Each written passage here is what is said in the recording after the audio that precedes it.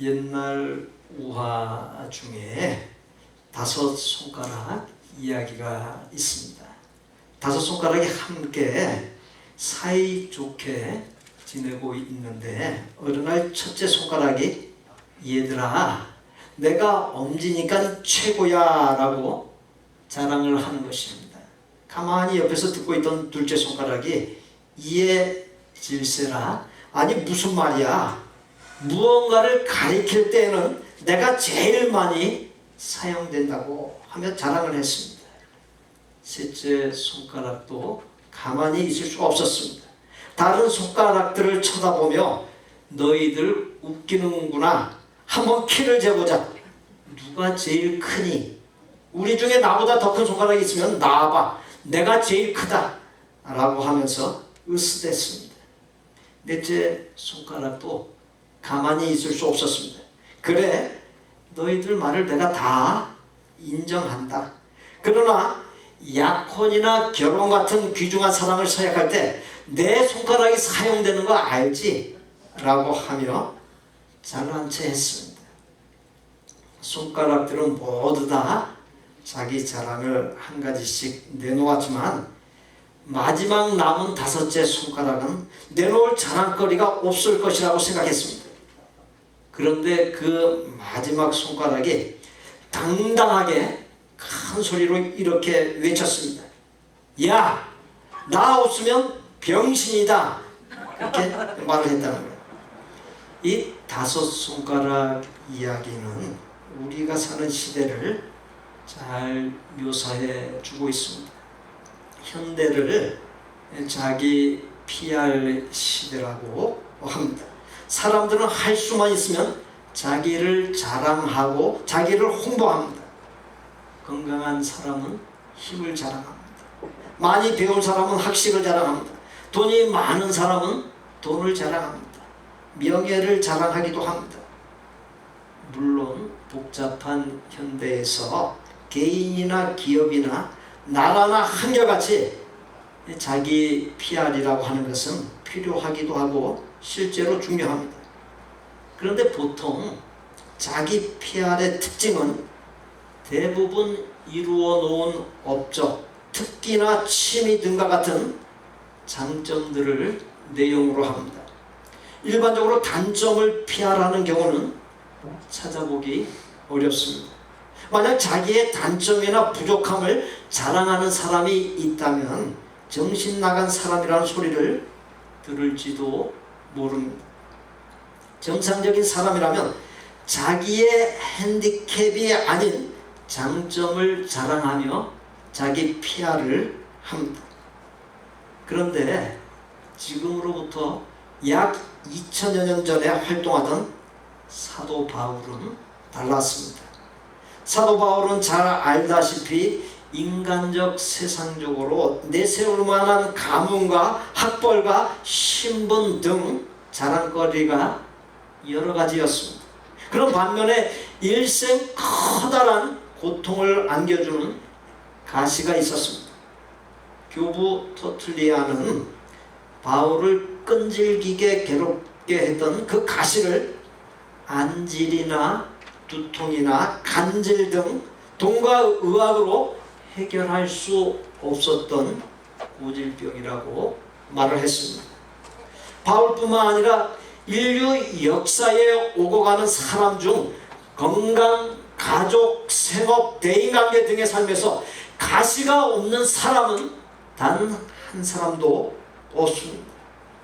원하지 않을지라도 가시는 인간 누구에게나 있는 필연적인 요소입니다.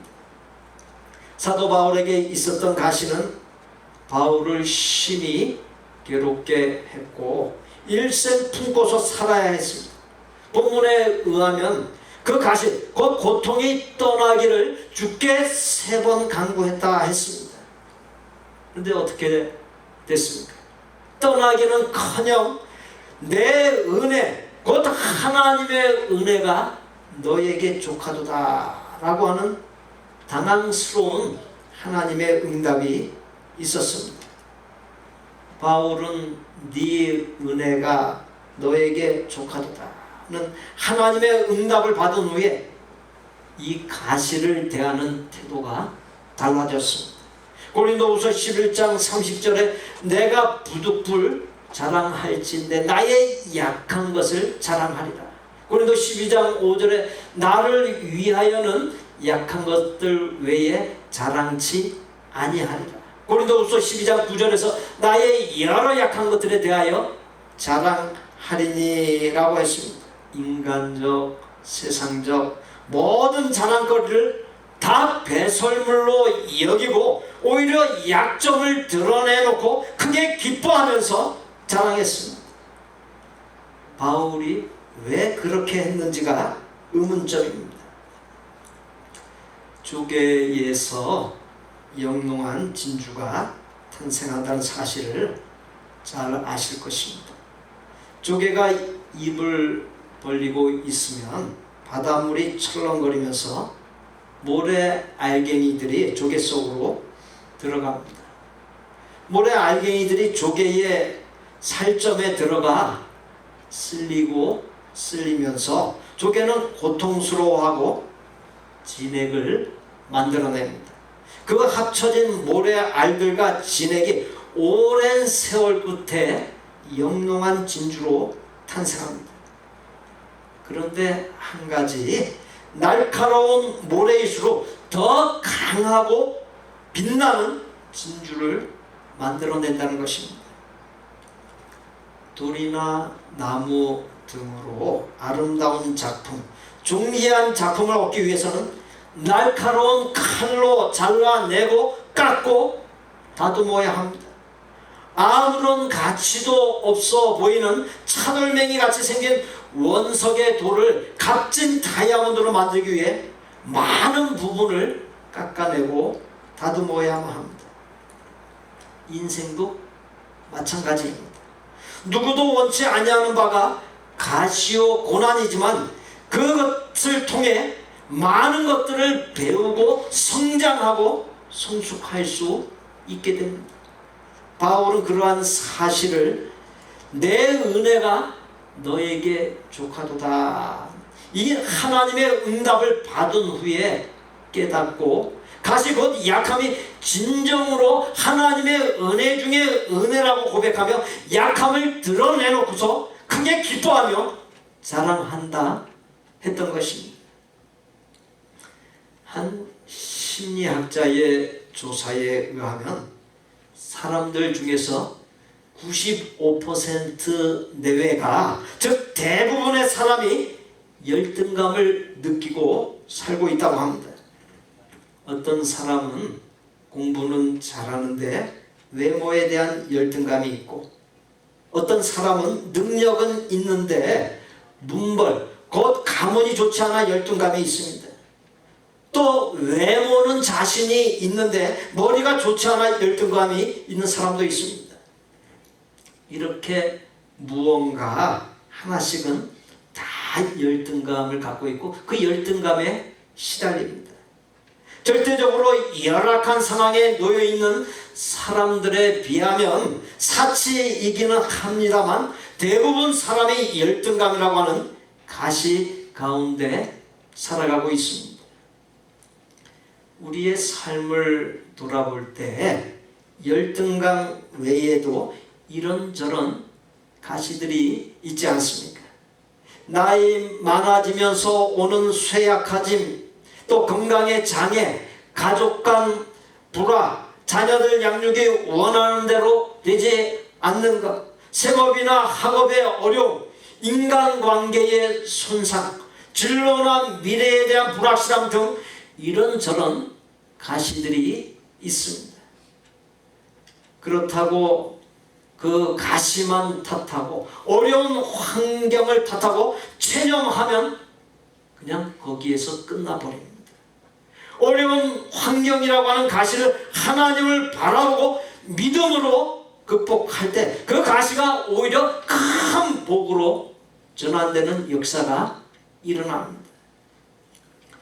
고 이중표 목사의 생전 간증입니다. 시골 교회에서 심호하고 있을 때 성도 중에 가시 같은 분이 있었습니다. 가시 교인을 뽑아내고자 하나님 앞에 기도하기 시작했습니다. 주님, 저 가시 교인 때문에 목회를 못하겠습니다.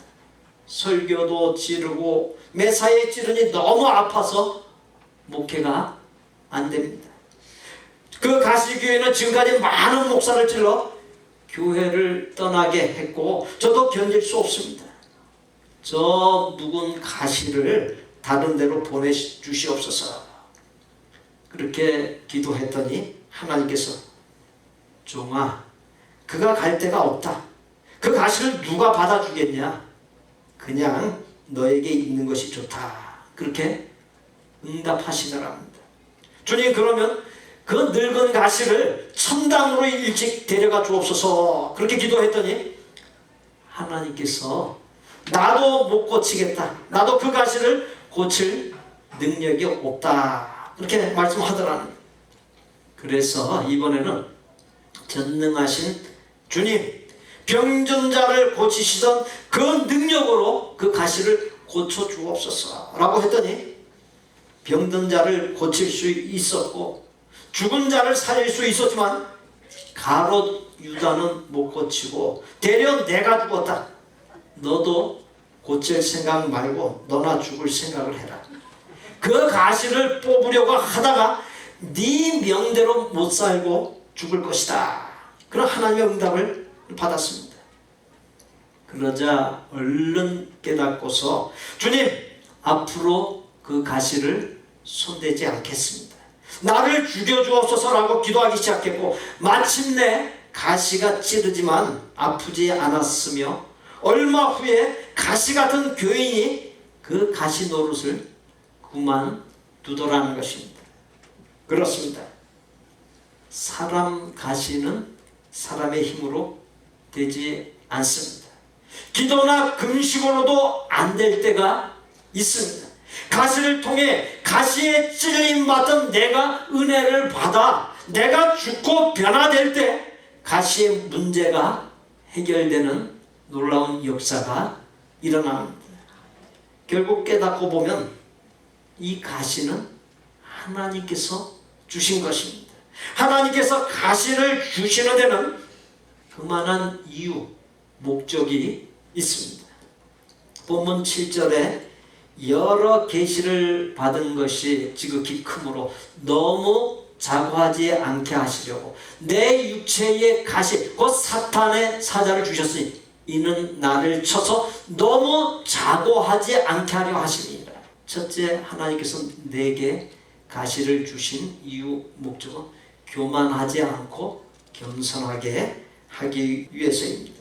본문 2절에 의하면 사도 바울은 14년 전에 자신이 셋째 하늘, 곧 낙원에 다녀온 사실을 언급했습니다.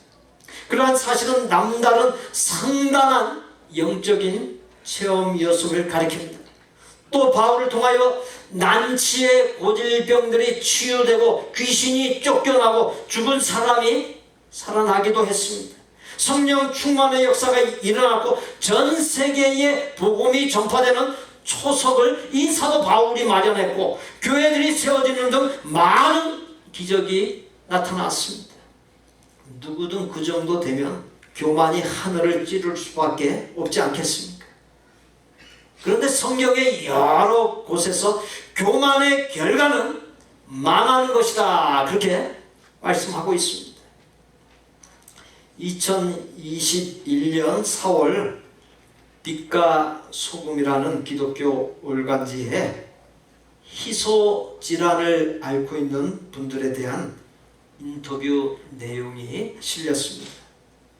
눈물이 잘 안 나와서 눈에 염증이 생기기도 하고 침이 잘 나오지 않아서 밥을 먹을 때나 말을 할 때 물을 계속 마셔야 하는 쇼그렌 증후군, 시야가 점점 좁아지면서 결국 실명하게 되는 오쇼 증후군, 피부와 점막의 발진과 수포가 계속 생기고 피부가 벗겨져 옷이나 이불에 살점이 달라붙어 떨어지는 스티븐 존슨 증후군 등의 희소 질환이었습니다.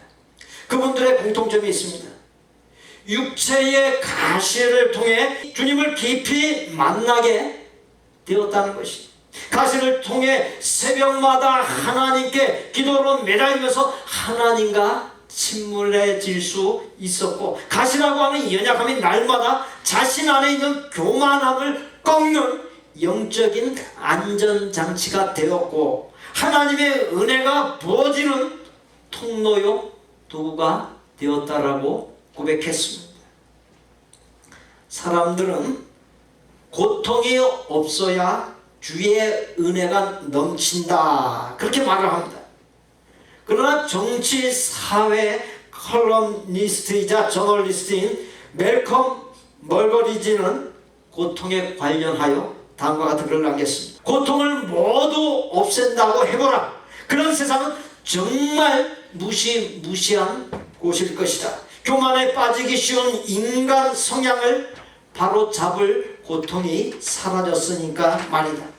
인간은 지금도 충분히 나쁜데 고통을 겪지 아니하면 도저히 못 참아줄 정도로 나빠질 것이다. 하나님께서는 교만해질 수밖에 없는 상황에 놓인 바울이 교만해져 망하지 아니하도록 겸손하게 하는 가시, 곧 고통을 주셨습니다.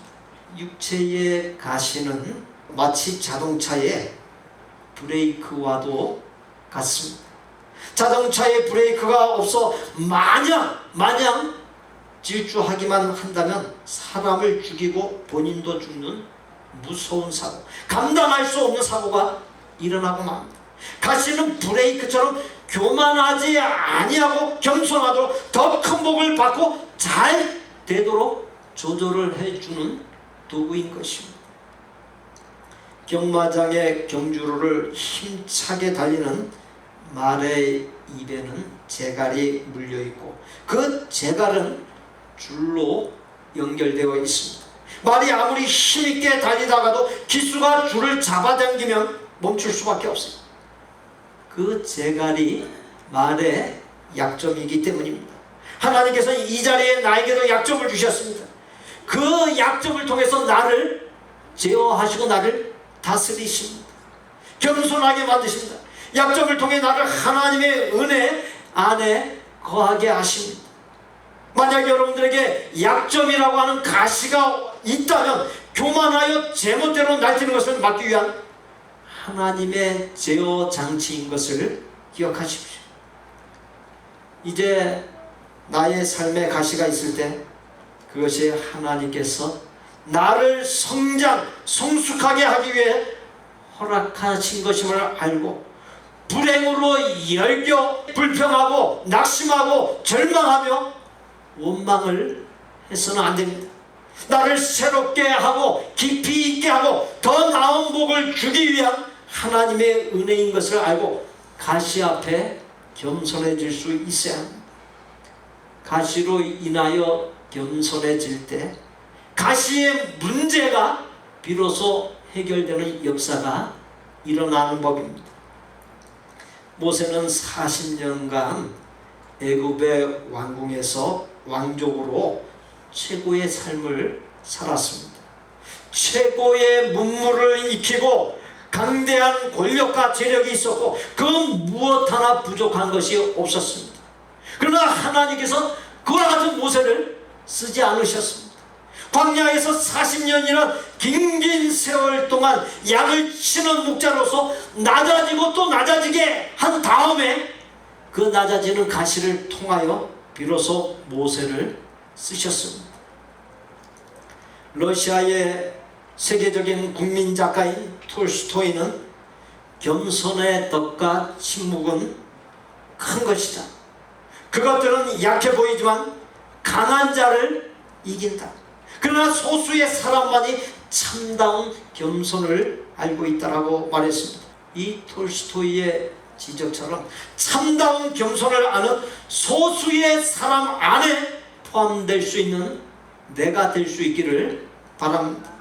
본문 8절에 이것이 내게서 떠나가게 하기 위하여 내가 3번 주께 간구하였노라 하였더니 둘째 가시를 주심은 기도하게 하기 위함. 사도 바울은 가시 곧 고난 약점 앞에서 기도했습니다.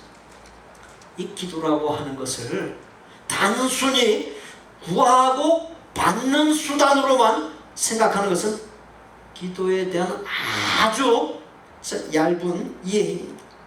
나와 세상 것을 바라보고 의지하던 데서 철저하게 하나님만 바라보고 의지하는 것으로의 전환, 바로 이것이 기도입니다. 그것이 기도에 대한 바르고 깊은 이해입니다. 우리가 어떤 미신, 잡신, 우상에게 얼마든지 구하고 받는 걸 요청할 수 있어요. 하나님 그와 같은 잡신, 미신, 우상으로 우리가 치부해버려서는 안 되는 거예요. 기도는 나와 세상을 향했던 것에서 하나님만 바라보고 의지하는 것으로 전환이 이루어지는 거예요. 이게 진짜 기도의 정의인 것입니다. 만일 가시나 약점으로 기도할 수 있고 하나님과 가까워질 수 있다면 그 가시나 약점은 커다란 복이 됩니다. 반대로 번영과 일신상의 안일이 나에게서 기도를 빼앗아가고 믿음을 뺏어가고 영성을 뺏어가고 아름다운 인간성과 인격을 뺏어간다고 한다면, 하나님과 멀어지게 만든다면 오히려 그것들이 화가 되고 재앙이 된다는 사실을 유념하시기 바랍니다. 구약성경 에스더서에 나오는 이야기입니다. 바사라고 하는 나라의 아수에로 왕이 이스라엘 백성들을 포로로 잡아갔습니다. 그 포로 중에 모르드게와 에스더가 있었습니다. 아수에로 왕의 신하 중에 이스라엘 사람을 몹시 싫어하는 하만이 있었습니다.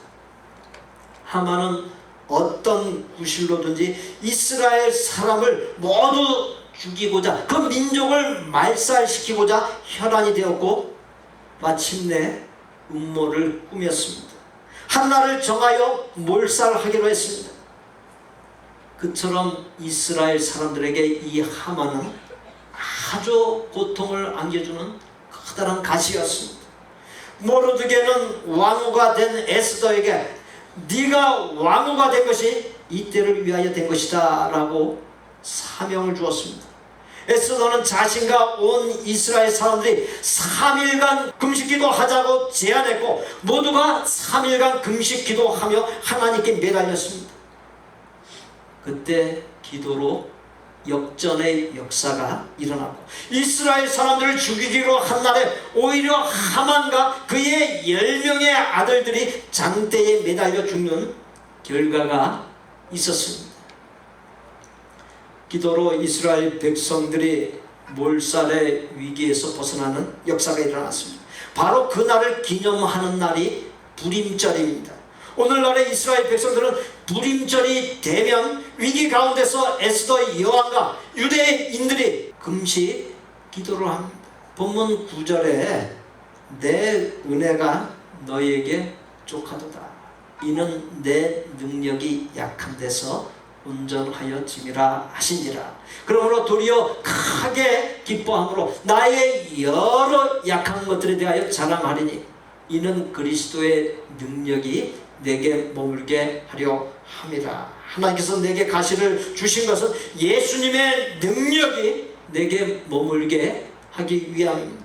하나님의 능력, 예수님의 능력, 성령님의 능력을 맛보고 누림에 있어서 중요한 것은 가시를 통해 나 자신의 연약함을 알 때, 나의 한계를 알 때입니다. 반면 내가 강하다거나 내가 모든 것을 할 수 있다고 착각하게 될 때 주님의 능력이 내게서 떠납니다.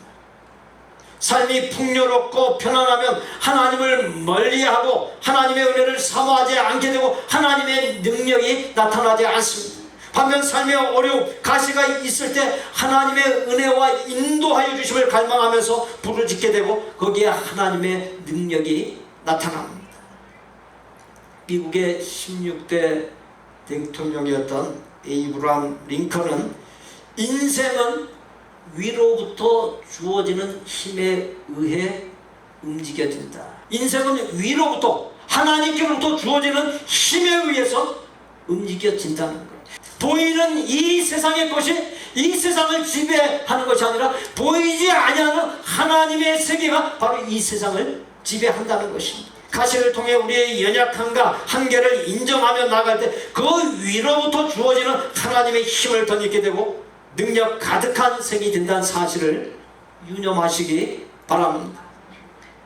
예수님은 십자가라는 가시로 고난받고 죽기까지 하셨습니다. 십자가는 예수님의 죽기까지의 낮아지심을 보여줍니다. 인간과 세상의 관점에서 볼 때 미련하고 무력한 것, 약하기 짝이 없는 것이, 그러나 하나님께서는 그 약하기 짝이 없는 십자가에 달린 예수님을 통해 인간과 세상을 정복하고 인간 구원을 이루어 놓으셨습니다.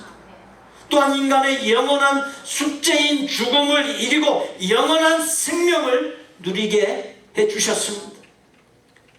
예수님의 최고의 능력, 예수님의 최고의 능력은 자신을 십자가에 내어주심, 십자가에서 죽으심이라고 하는 그 가시에 있는 것입니다. 가시, 고난, 약함에는 나를 향한 하나님의 뜻, 하나님의 복이 담겨 있습니다. 가시는 하나님의 능력의 원천으로서 내게 하나님의 능력을 머물게 하는 도구요 통로입니다. 어떤 가시가 찌르고 어떤 시련의 모래알이 나를 괴롭게 할 때 늘 겸손과 기도로 나아가는 가운데 늘 전능하신 예수님의 능력이 머물므로 부족함 없는 삶을 살고 가시를 도리어 크게 기뻐하는 생이 되시기를 예수님의 이름으로 축복합니다. 우리 구주 예수 그리스도의 은혜와 아버지 하나님의 거룩하고 완전한 사랑과 성령님의 교통 내주 역사하심이 생에 있어지는 작고 큰 가시들을 통해 우리를 성장 성숙시키려는 하나님의 뜻을 깨닫고 그 가시들을 통해 내가 죽고 성장 성숙 아름답게 변화되고 겸손하게 되고 기도하는 생이 되고 그러한 가운데 주 예수 그리스도의 능력이 풍성하게 머무는 생이 되기를 소원하고 작정하는 아름다운 마음의 성도들과 그 가족과 생업과 학업과 대인관계와 미래 위에 우리 복된교회 신앙 공동체 위에 우리가 사랑을 나누는 곳들과 사역자들 위에 이제부터 영원토록 함께 계실지어다. 아멘.